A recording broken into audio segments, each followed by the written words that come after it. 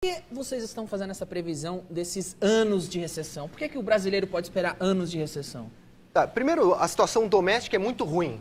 A gente vem com fundamentos muito ruins da economia. Ano passado a gente vai ficar no 0 a 0, não vai crescer. A inflação está em 8, isso obriga aí o Banco Central a manter o juro lá em cima para conter essa inflação. Isso joga a economia para baixo no curto prazo. Além disso, o governo precisa também equilibrar suas contas, estava gastando demais. Quando o governo passa a gastar menos, isso é positivo no longo prazo, passa uma sinalização boa. O governo passou a gastar menos? Porque eu estou vendo a presidência não quer cortar ministro, não quer cortar nada, tem uns ministérios inúteis lá.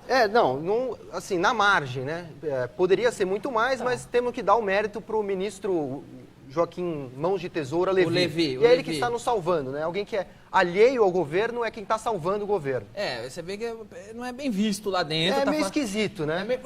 Devem ter chamado ele, não sou leigo, né? Mas devem ter chamado ele para o mercado não se assustar tanto. Exatamente. Não, você está indo muito bem. Você acha que ele segura? Nosso lado. Você acha que ele segura? Por enquanto, eu acho que ele está indo bem, mas eu acho que o problema vai estar mais na frente. Eu acho que ele vai evitar uma grande tragédia, mas acho que a situação é tão ruim, a herança é tão maldita, dessa vez é maldita, que não tem muito jeito mais. E acho que o cenário externo vai piorar bastante também agora. Herança do quê? A herança do primeiro mandato Dilma, que foi desastrosa, né? O ministro Manteiga, acho que o maior... Essa foi só um dos pequenos erros. Assim, se ele tivesse só errado com o Petrobras, nessa perspectiva aí como analista de ações, a gente estaria muito feliz. Economicamente, né? Aí Foi um desastre. Espaço. Tá. Nós mudamos muito a partir de 2010 e só fizemos besteira. A presidente sempre aparece na televisão e fala que a culpa não é dela, é da crise internacional. Tem uma crise internacional? Confirma isso mesmo? Não confirma. A gente teve uma crise em 2008, que foi uma crise seríssima. E naquela época eu lembro que eles falavam que não tem crise não. A famosa marolinha. Isso. E agora que eu vejo que o mundo não tem crise, elas estão falando que tem crise. O que é que está acontecendo? Olha, é um artifício retórico que obviamente não encontra nenhum respaldo da realidade.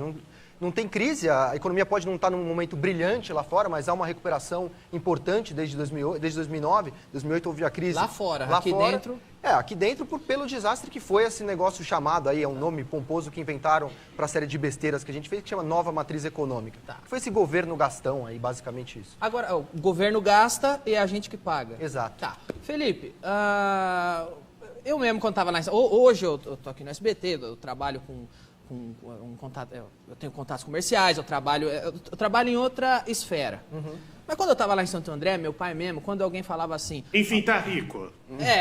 Não, mas não só rico, como trabalho em outras esferas mesmo. Mas quando eu estava lá em casa em Santo André, meu pai também, quando tinha uma notícia dessa, dólar vai subir, a gente falava, e daí, eu não tenho dólar? Ou seja, como que o dólar subir afeta a vida do trabalhador, da pessoa mais humilde que está lá em casa? Porque... Há quem pense que só afeta a vida de quem tem dinheiro, não é? Então, qual é o problema do dólar estar alto? Tem problemas e tem coisas boas também. Quais são? Os problemas primeira notícia ruim. Tá, depois a gente fica com a impressão que está tudo bem, né? Vamos fazer uma entrevista dramática. Primeira coisa boa. Tá, coisa boa é que a indústria brasileira está sofrendo muito. Como as coisas foram bagunçadas, a gente não ganhou competitividade. Uma forma de nossos produtos ficarem mais atraentes e concorrer melhor com o importado é deixar o dólar subir. Então as empresas brasileiras vão, com esse câmbio mais favorável, poder vender nossos produtos lá fora mais baratos. Exportador brasileiro ganha quando o dólar está alto. Quando o dólar está alto, isso assim, vende mais lá para fora, geram-se mais empregos. Então tem uma parte boa. A gente precisa corrigir esse problema que o dólar estava fora do lugar. É positivo, por um lado. Agora, tem vários efeitos negativos também, que para a pessoa, às vezes pensa que é como você muito bem colocou, acha que é uma coisa distante da gente, mas não é. Primeiro você vai viajar para o exterior e isso te impacta na veia, né? Você vai pagar $1 mais caro. E hoje em dia não é só classe A, B que viaja para o exterior. Muita gente estava, felizmente, podendo conhecer a Disney. Isso é muito positivo.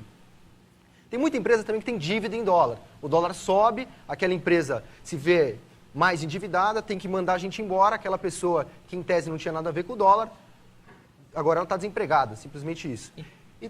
Desculpa, então para o trabalhador comum que está lá no subúrbio, quando o dólar sobe, é o emprego dele que está em risco. Está em risco também. E o outro fator, obviamente, é a inflação. Os produtos mais importados ficam mais caros no começo, porque ele tem que pagar por aquele dólar mais caro. E depois os produtos importados eles vão contaminando os outros produtos também, um negócio chamado repasse cambial. Tudo começa a ficar mais caro se o importado está mais caro. Você começa a trocar. O importado ficou caro, você troca o outro. Aumenta a demanda pelo outro, esse outro também fica mais caro. Também, Fala em produto importado, o cara pensa que é um celular, uma coisa, mas às vezes é arroz, né? Qualquer coisa que o Brasil não produz. Exato. Ou Se o Brasil não produz, aumentou o preço. Exato, ou até mesmo ele para fazer essa xícara, ele depende de algum produto aqui dentro que é importado. Então aí vai ter que repassar esse preço. A tinta, o verniz, Exato. uma coisa que o Brasil não produz. Ou seja, se não for soja, aumentou o preço. Isso. Se não é soja. Por aí. Tá. E o que fazer para fugir disso? Como o pai de família que está lá demorou tanto para juntar o seu dinheiro, eu prefiro falar para o pai de família, sabe? Para a pessoa que está ali porque é uma situação que eu vi meu pai vivendo muitas vezes. Como que o cara que com muito esforço juntou o seu dinheiro, deu sangue pela empresa, deu sangue pelo emprego, hoje vê que as economias dele estão em risco, o emprego dele está em risco. Como que ele pode se proteger dessa tempestade? Olha, pode, primeiro, não fazer dívida. Esse é um momento bastante importante. O juro deve subir ainda mais. No Brasil, dívida vai te matar. Então, se você está pensando em comprar uma casa, se você está pensando, eventualmente, ser um pequeno empresário e vai expandir, não faça nada disso. O momento é exatamente como você falou, de se proteger. Se você puder, mesmo com pouca coisa, comprar um pouquinho de dólar, isso não vai ser uma notícia também. E, eventualmente, você vai ter que dar um gás a mais ali no seu trampo também. Não tem muito como fugir de uma situação que vai pegar todo mundo. Não adianta o governo achar, vamos ajustar a economia, mas não vai ter desemprego. Não, vai ter. Essa é uma coisa, infelizmente, a gente vai sofrer no curto prazo. Tá, só para encerrar, mesmo uma consulta pessoal. Fica à vontade. Eu estou economizando desde 2009, porque eu quero abrir um comedy club em Orlando para brasileiro que vai lá, porque o brasileiro vai lá, não fala inglês igual eu, e só tem diversão nos parques de dia, de noite não. E infelizmente esse foi o momento que eu encontrei para realizar o negócio desde 2009 planejando. Eu vou me ferrar? Não, acho que não. Acho que você é talentoso, sempre vai ter espaço para quem é talentoso. Não, e o Brasil sai dessa. Mas é um comedy club pro turista brasileiro que vai lá, ele vai no parque de dia, de noite vê show de comédia no Comedy Club Orlando. Eu tô ferrado. Você não pegou o melhor momento, vamos colocar dessa forma. Alguém se deu mal, hein? Mas Daqui uns 10 anos, quando a gente sair da recessão, talvez. tá legal, muito obrigado. Olha que legal essa conversa com você.